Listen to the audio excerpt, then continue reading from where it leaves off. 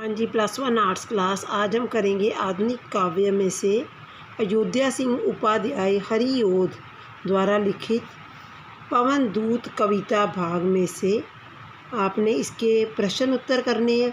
हमने प्रसंग सहित व्याख्या भी नहीं करनी है, सिर्फ प्रश्न उत्तर ही इसके करने हैं।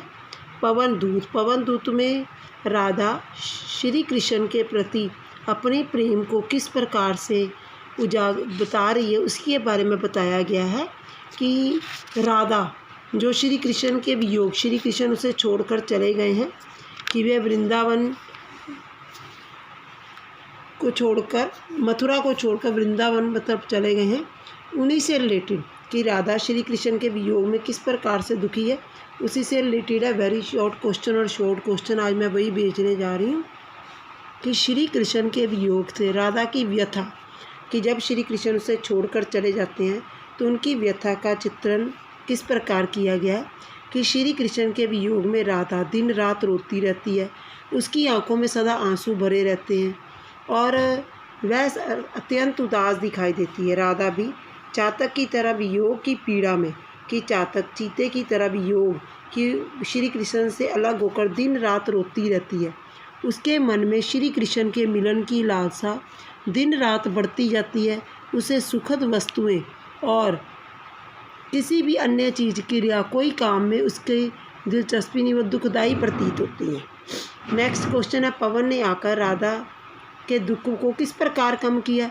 कि सुबह ही सुगंधित जब हवा चली तो राधा के घर में प्रवेश कर उसे सुगंधित से भर दिया, तो उसने अपनी व्यथित मन दुखी पीड़ा से कम करने का प्रयास किया। तो राधा के आँखों के आंसुओं से बड़ी शालीनता से पृथ्वी पर गिरा दिया। उसे तरह तरह की क्रियाओं से वियोग से उत्पन्न पीड़ा को, कि दुख को कम करने का प्रयास किया।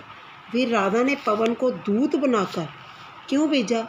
कि राधा ने पवन को दूत ताकि वे श्री कृष्ण जो मथुरा गए हैं उन्हें वहाँ से उन्हें कोई भी संदेश नहीं भेजा। राधा चाहती है कि पवन मथुरा में श्री कृष्ण के पास जाए और उन्हें उनकी सारी वियोग के दुख को सुनाए।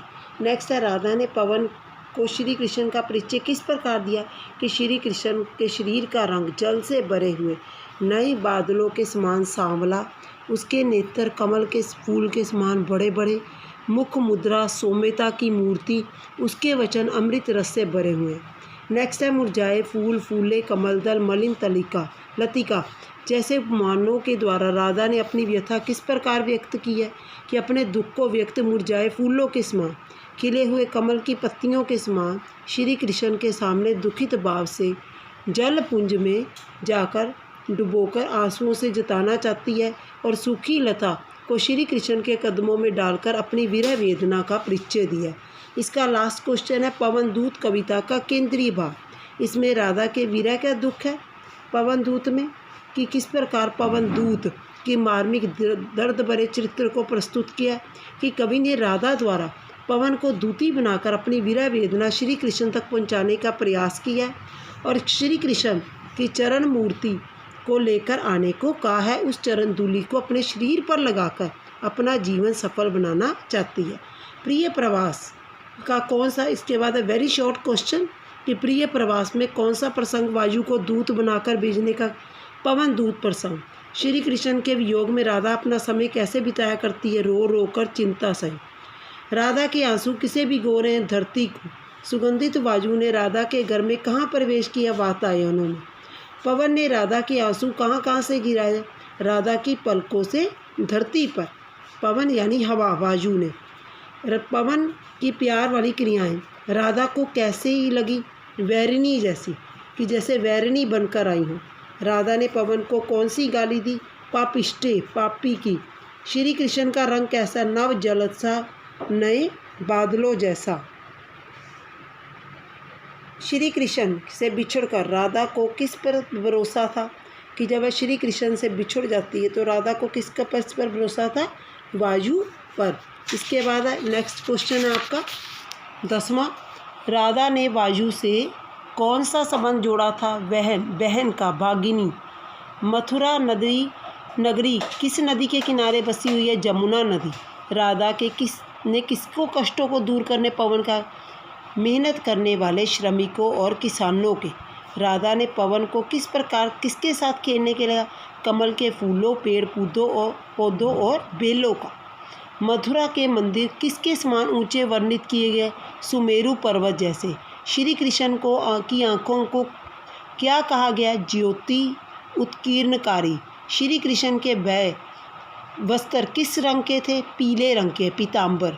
श्री कृष्ण की काली काली लटें कहाँ की शोभा बढ़ा रही थी? गालों और कनपट्टियों की, घंट शोभी की। श्री कृष्ण की भुजाएं किसके समान शक्तिशाली लंबी थी? हाथी की सूंड जैसी। अम्बोज नेत्रा शब्द के द्वारा किसकी ओर संकेत किया? राधा। कवि ने किस छंद का प्रयोग किया? वर्णिक छंद, वर्णिक। कवि ने किस बोली की प्रमुखता? खड़ी बोली। किस शैली का प्रयोग? अनुकांत। कवि ने किस काव्य गुण को प्रसाद गुण? कवि की शब्द योजना, लास्ट क्वेश्चन है इसका, मुख्य रूप से कैसी है? तत्सम तद्भव शब्दावली से समन्वित प्रयोग। ठीक है जी, आज यही क्वेश्चन आपने अच्छी तरह से करने। Thank you.